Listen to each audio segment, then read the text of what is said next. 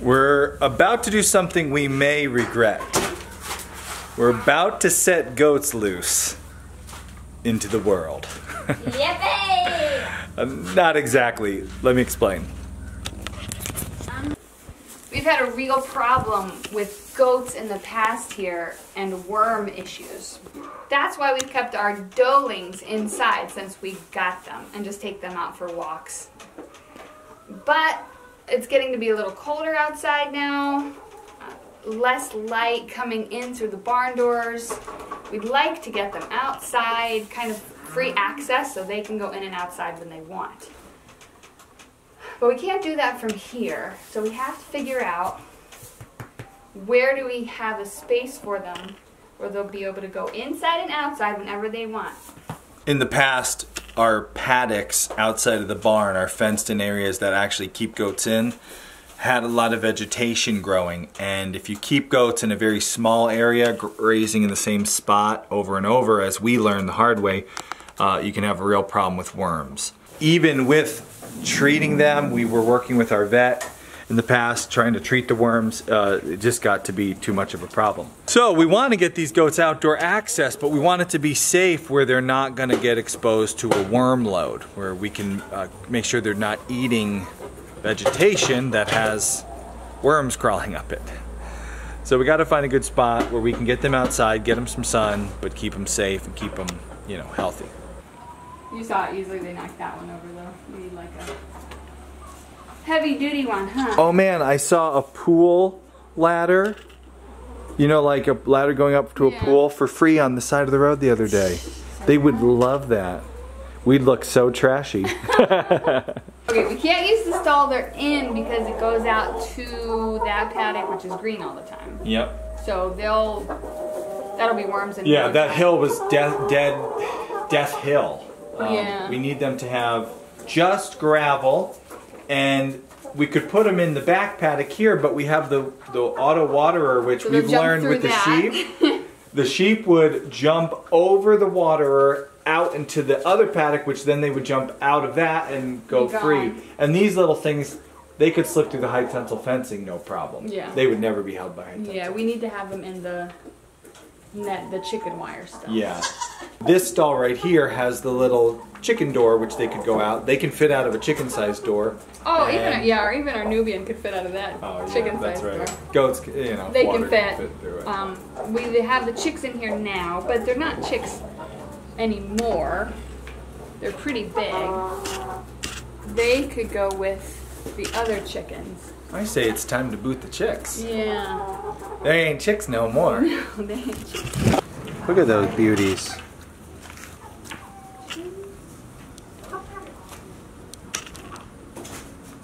Can you give us an update on your chicks and how they are now part of the, you're going to make them part of the big flock? So now the chicks and the chickens, we put them together, and so far it's been going pretty good. That means I think we'll have to give the chicks, who are chicken size now, can get a little nudge into the other chicken stall. We'll put the food and the water in there. There's a door between the two stalls here, and you opened it a couple of days ago to get everybody used to each other. Yeah, they are.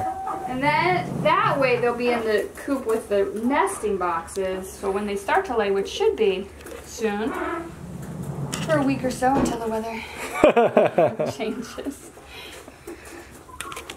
All right, everyone, all right. This is one of the really good setups of our barn. See, they already These two know. stalls have a little teeny You watching? tiny door that's connecting them. That was put in post-construction. Because this used to be for the horses when we first built it. Horse stall. Oh, yeah. Horse stall.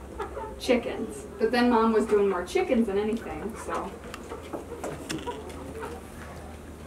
Yeah, I think they all know. Give them the push, give them the push. What pretty Eric on a rooster. Yeah. Give them a push, Bubba. Get a little closer.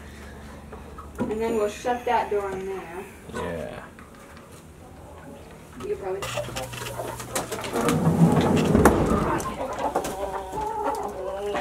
Here, you hold this. There we go. We got it. Now, Bud, you see how that happened? When you guys turn 18, I mean, the same thing, just push you out the door and shut it behind you. Works really good for raising chickens in this barn because we're able to raise chicks in that stall, which is right next to the main chicken stall. And when they're old enough, we open that door at night. My son came out the other day when it was dark. That way they start mixing in the evening when they're less likely to fight. They get used to each other, and then they start mingling during the day through the 2 stalls, and then we're able to do what we just did, which is the old, nothing to see here, folks. Boom. Yeah, so we're gonna clean that out, Ben. Sometimes we get people asking us, like, how should I design my barn? Bigger than you think. It's always nice to have an extra stall. So we'll be back to having an extra stall, which will be great because goats will have access to the outside from that side. This side, if we need for when Honeybee has her calf in another month, Ooh. we'll have a That's stall getting for close. her. Start the countdown for that. The cow down. Honeybee calf, honeybee milking. Oof. She'll be easier. Another, I don't think so. I bet you, I would bet lots of money honeybee's going to be harder than grasshopper. Well, in a way, but think of her reach. It's shorter. She's got little stump She won't be able to legs. reach anything. That's true. I'll be safer. I'll have to wear less Probably PPE. break the stanchion. Alright, let's clean this pen for goats. Remember what this is for? Bunnies.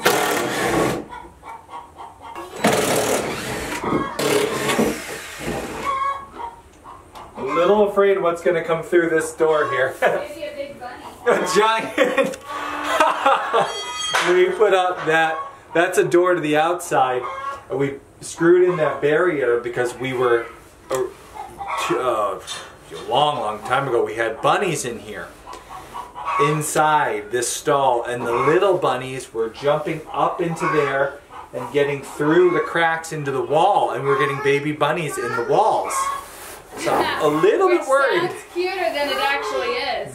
It's a bit A little creepier worried. than you think. I'm gonna undo this door and a giant zombie bunny snake's gonna come through. He's only back tomorrow. He's only back tomorrow, Mommy. You what? Tomorrow. Tomorrow? Yeah, tomorrow. Tomorrow. That was good for you. Everyone. This down, Mommy. We got this down. So far, no zombie bunnies have come through the gate. Now the goat call it being contained and I come baby. Alright, we've been doing deep litter with these chicks for the last couple months, so deep litter, one bad day. Today is that day. We gotta get all this out of here, get all the chicken poop, cobwebs, everything, get ready for goats.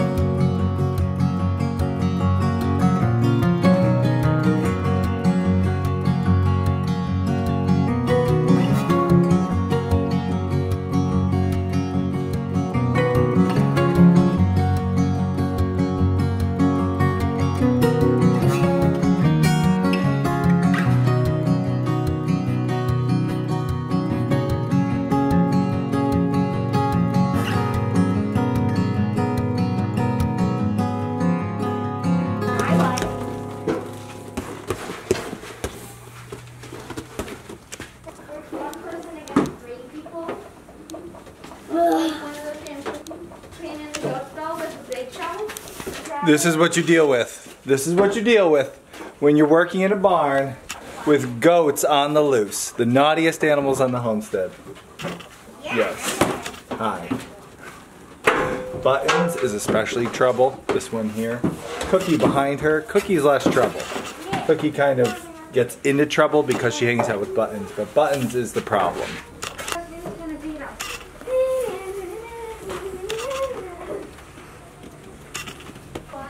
Cookie's mom's like, stop hanging out with that button, she gets you in trouble. But Cookie likes buttons and tries to stop Buttons from doing things that are bad, but you know, Buttons doesn't listen. Should listen to your mom, Cookie. And also the teeny bad one. When you bring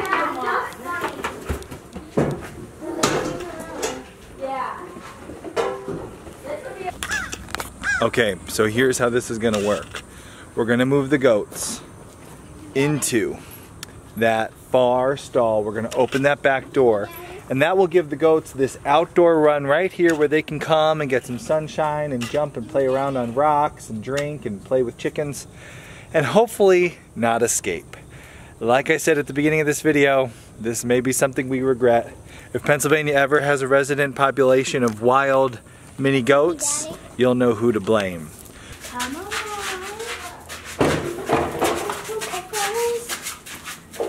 Yes. Come, get your treats.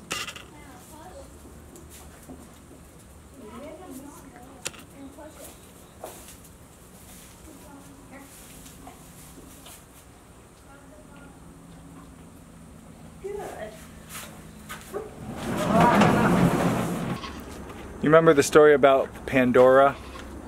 Pandora. Well, here goes nothing.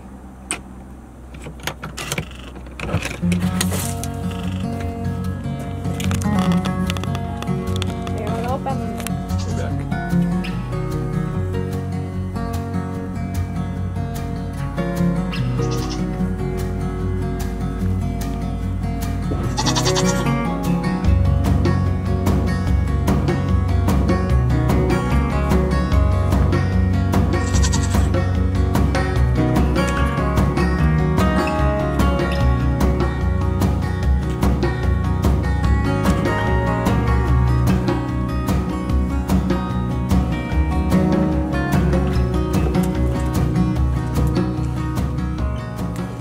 Can't put him back in the box.